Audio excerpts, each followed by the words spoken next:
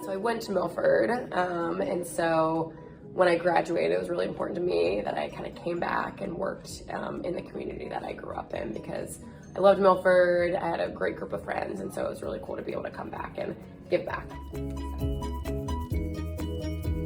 I grew up in like a household of educators. So my dad was originally a teacher, my mom was a teacher, and so I kind of just grew up with that. I think I also just love learning, and so just kind of being in that constant state of learning, being around kids, helping kids, I think that's the main reason. So that's a tough question, because I think there's challenging days and we don't always project that.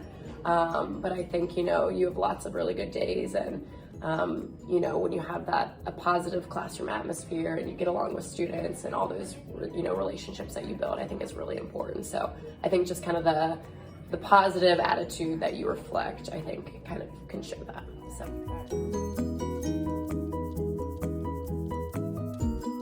Teach because, and this is something somebody told me at the beginning of my career, but education is different every year, maybe not that different year to year, but like in 5-year spaces, it's different enough that it's always interesting, it's always fresh. So like kids don't change a whole lot, but the challenges change. So like where at the beginning of my career, cell phones were not an issue, and kids would be distracted more by like daydreaming or trying to do other work in class.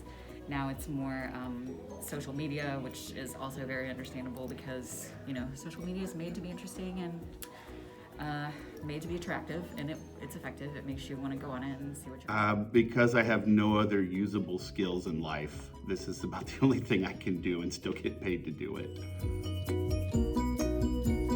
When I feel success, so usually when kids make connections between things, when they make inferences about the way a language function is going to work, or when we call it risk-taking.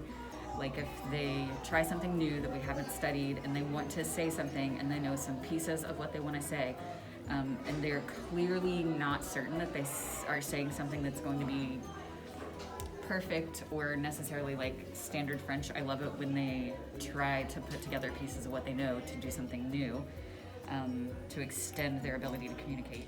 I feel successful in this job because they haven't fired me yet. So I'm calling that a success. And a challenge I face, I think I'm gonna go with like so like I could go dark or I could go light.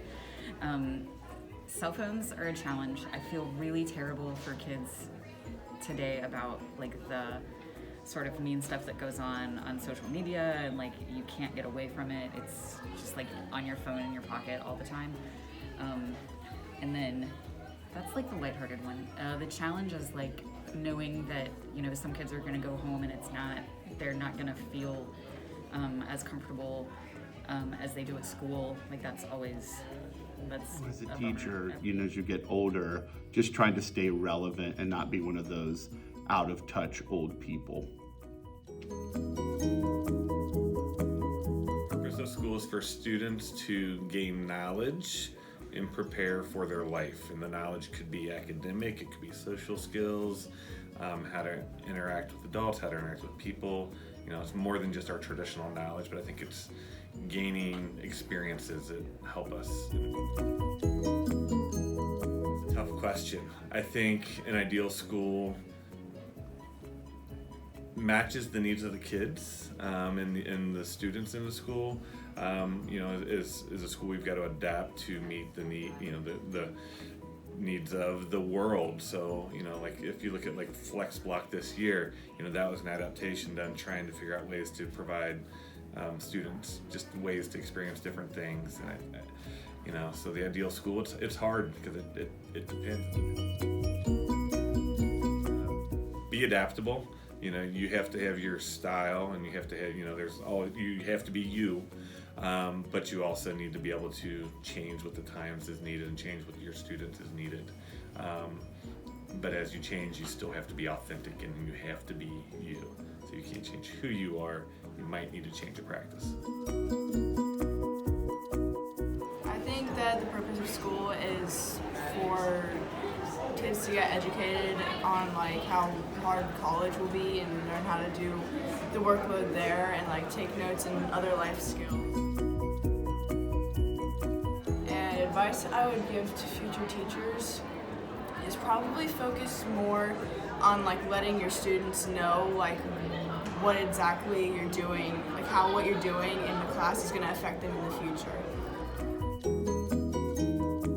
My school experience has been a lot of ups and downs because my 7th grade middle school year got cut a little bit short because of COVID, and then 8th grade year I had to do completely online, but I finally got to see my friends again in 9th grade, which was really good.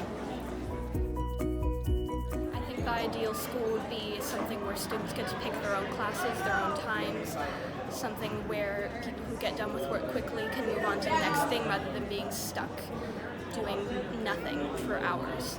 I could get my work done in 4 instead of 7. I feel like it's a waste of time.